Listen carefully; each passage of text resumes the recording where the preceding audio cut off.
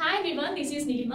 ఈ రోజు క్లాస్ లో వచ్చేసి మనం ఐసిడి గురించి బ్రీఫ్ గా తెలుసుకుందాం. సో ఐసిడిని ఐసిడి 10 CM అని చెప్పి చెప్తాం. So 10 is nothing but 10th edition. Other side అయితే 11th ఎడిషన్ ప్రెసెంట్ ఉంది, మనకు వచ్చేసి 10th ఎడిషన్ నడుస్తుంది. ఫ్యూచర్ లో మనకి 11th ఎడిషన్ అనేది వస్తుంది.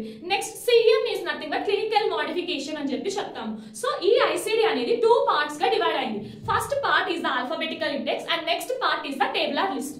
సో ఈ ఆల్ఫాబెటికల్ ఇండెక్స్ లో మళ్ళీ 4 టైప్స్ గా డివైడ్ అవ్వడం జరిగింది. So first type is the index to diseases and injuries. ఇక్కడ నుంచి మనం ఓన్లీ డిసీజెస్ ని కోడ్ చేస్తాం, like fractures, chest pain, cold, cough ఇలా. Next table of neoplasm. Neoplasm is nothing but cancers. So cancers అనేది different sites కి వస్తుంది, like lung, liver, heart ఇలా. సో ఏ సైట్ కి అయితే క్యాన్సర్ వచ్చిందో ఆ సైట్ ని బేస్ చేసుకొని ఇక్కడ నుంచి కోడ్ చేయడం జరుగుతుంది. Next table of drugs and chemicals. కొంతమంది పర్సన్స్ ఏంటి అంటే కొన్ని డ్రగ్స్ ని యూజ్ చేయడం వల్ల సైడ్ ఎఫెక్ట్స్ వస్తూ ఉంటాయి, ఓవర్ డోస్ అవుతూ ఉంటుంది, అండర్ డోస్ అవుతూ ఉంటుంది. ఏ డ్రగ్ యూజ్ చేయడం వల్ల మనకి సైడ్ ఎఫెక్ట్ వచ్చింది, సో స్పెసిఫికేషన్ ఆఫ్ డ్రగ్ ని మెన్షన్ చేసుకొని మన కోడ్ అనేది ఇక్కడ నుంచి చేయాలి.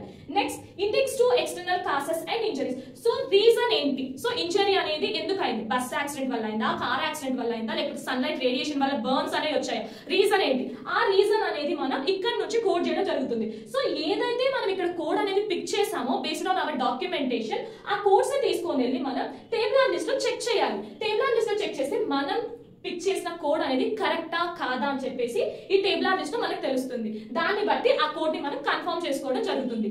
మీకు కానీ ఈ 2 పార్ట్స్ లో ఏమైనా డౌట్స్ కానీ ఉంటే కమెంట్ చేయండి. Thank you.